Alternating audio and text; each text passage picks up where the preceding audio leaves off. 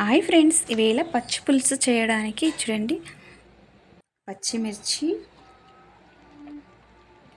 కొత్తిమీర, ఆనియన్స్ మొత్తం ఇలాగా చిన్న రోల్ తెచ్చుకున్నా. నేను ఇందులోకి వేసి ఇలా దంచుకుంటున్నా.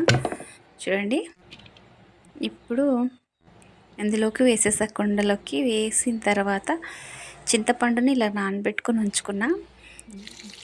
వాటర్లోకి మిక్స్ చేసే వాటర్ అన్నీ తీసేసుకుంటున్నా.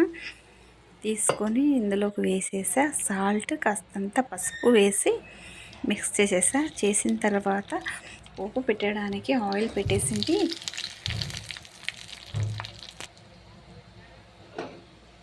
చూడండి, ఆయిల్ పెట్టేసుకున్న, పోపు పెట్టేసా. వేసిన తర్వాత పోపు పెట్టేయడమే.